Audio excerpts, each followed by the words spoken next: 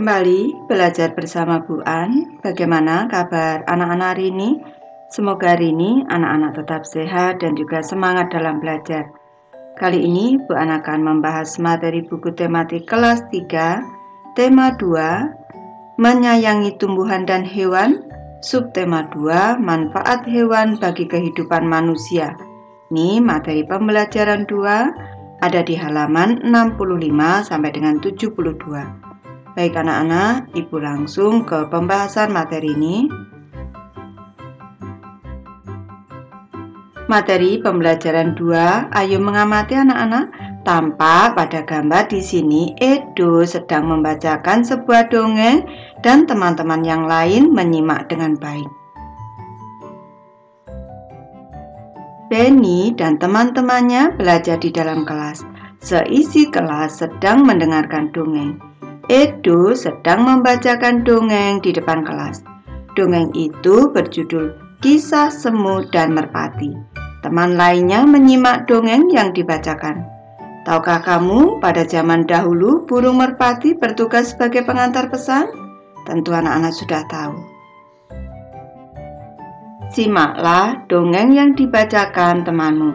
Baik ibu yang membacakan, anak-anak menyimak. Judulnya adalah Kisah Semut dan Merpati. Pengarangnya adalah anonim, artinya tidak diketahui pengarangnya. Pada suatu hari, ada seekor semut yang sedang berjalan-jalan mencari makan di pinggir sungai. Seperti biasa, dia berjalan dengan riang, dan karena kurang hati-hati, tiba-tiba ia terjatuh ke dalam sungai. Arus sungai menghanyutkannya. Semut itu timbul tenggelam dan kelelahan. Ia berusaha untuk menepi, tetapi tidak berhasil. Seekor burung merpati kebetulan bertengger di ranting pohon yang melintang di atas sungai, melihat semut yang hampir tenggelam dan merasa iba. Tampak pada gambar seekor semut yang hanyut oleh air sungai dan juga seekor merpati yang bertengger di atas ranting anak-anak. Burung merpati merasa iba kepada semut. Burung merpati ini memetik daun dan menjatuhkannya di dekat semut. Semut merayap naik ke atas daun. Akhirnya ia berhasil menyelamatkan dirinya dengan bantuan daun tersebut dan mendarat di tepi sungai. Tidak lama kemudian, sang semut melihat seorang pemburu sedang mengendap-endap berusaha mendekati burung merpati yang telah menolongnya tadi. Semut menyadari bahaya yang membayangi merpati yang baik tersebut. Ia segera berlari mendekati pemburu dan menggigit kaki sang pemburu. Pemburu itu kesakitan dan terkejut. Ia mengibaskan ranting yang tadinya akan digunakan untuk menangkap burung. Burung merpati menyadari keberadaan pemburu yang sibuk mengibas-ngibaskan ranting. Akhirnya, sang burung pun terbang menyelamatkan dirinya. Sumber cerita adalah www.rumahdongeng.com. Jawablah pertanyaan di bawah ini. Baik, ibu memberi alternatif jawaban, anak-anak nanti harus menyimak sendiri dongengnya dan bisa menjawab secara mandiri.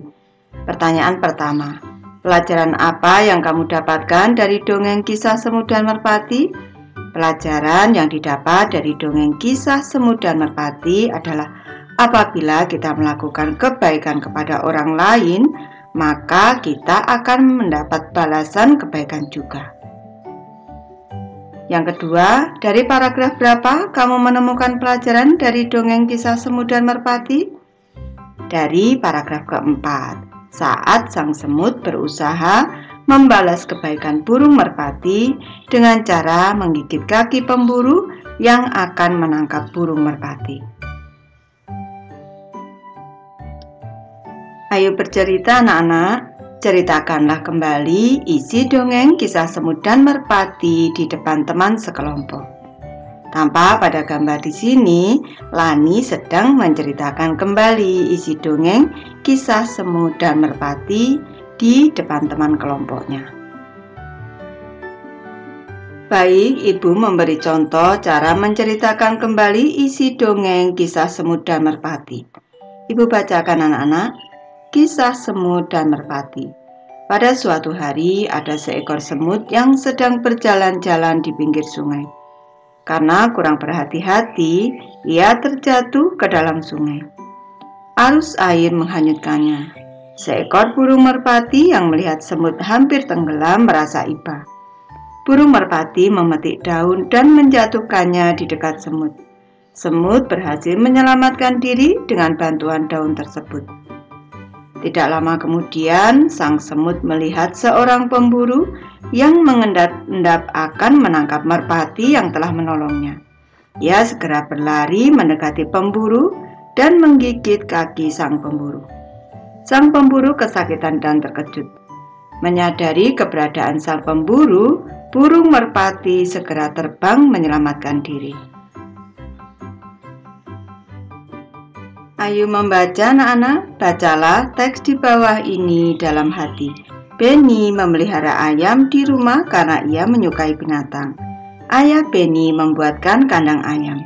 Setiap hari, Benny memberi makan dan minum kepada ayam-ayamnya. Ayam-ayamnya sudah ada yang bertelur. Benny bertugas mengumpulkan telur-telur itu. Tampak pada gambar di sini, Benny sedang memberi makan ayam-ayamnya, anak-anak.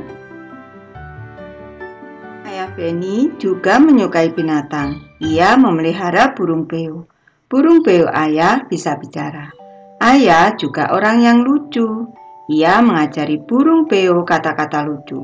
Ayah dan Benny sering tertawa mendengarnya. Kadang-kadang Benny suka menggoda burung beo ayah. Setiap manusia memiliki sifat masing-masing. Dalam keluarga ada yang memiliki sifat sama, ada juga yang berbeda. Dari cerita di atas kita tahu bahwa sifat Benny rajin dan menyukai binatang. Di sini pada teks sifat ayah Benny menyukai binatang dan lucu. Sedangkan sifat Benny adalah rajin dan menyukai binatang. Ibu bahas soal yang pertama anak-anak. Tuliskan dua sifat ayah Benny yang kamu temukan pada teks bacaan. Nih, sifat ayah Benny adalah menyukai binatang dan juga lucu. Selanjutnya yang kedua. Tulislah dua sifat Benny yang kamu temukan pada teks bacaan.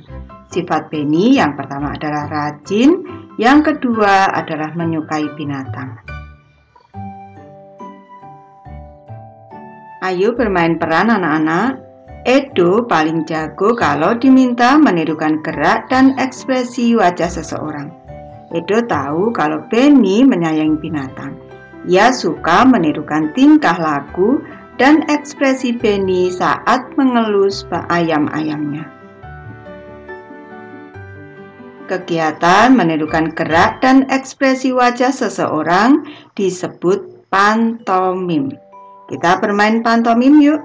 Tirukanlah gerak dan ekspresi wajah yang menggambarkan sifat salah satu keluargamu. Teman yang lain akan menebaknya. Lakukanlah secara bergantian dengan temanmu. Nanti anak-anak bisa mencoba sendiri nih. Ayo mencoba anak-anak. Pernahkah kalian melihat kelinci atau katak yang melompat? Cara kelinci dan katak bergerak dengan meloncat. Kita akan melakukan gerakan meloncat dalam permainan loncat tali. Dua orang temanmu memutar tali dan mulailah meloncat saat tali berputar ke bawah. Kita amati pada gambar yang pertama anak-anak di sini, kaki lurus dengan lengan menggantung di depan tubuh. Lanjut ke gambar kedua. Posisi tubuh jongkok dengan jarak dua kaki cukup lebar dan posisi dada tegak. Sebelum meloncat, pastikan jarak antara dua kaki cukup lebar. Lanjut ke gambar ketiga anak-anak. Tubuh melesat ke udara dengan tangan terbuka ke atas. Loncatlah ke udara sementara tangan terbuka ke atas. Lanjut ke gambar keempat. Mendarat dengan kaki depan dan lutut menekuk. Lalu mendarat dengan kaki depan dan lutut menekuk. Tampak pada gambar di sini, Edo melakukan gerakan loncat tali anak-anak. Siti dan Lani yang mendapat tugas memutar talinya. Baik, Ibu sudah selesai membahas materi ini. Terima kasih anak-anak sudah menonton. Semoga ini bermanfaat membantu anak-anak belajar. Terima kasih.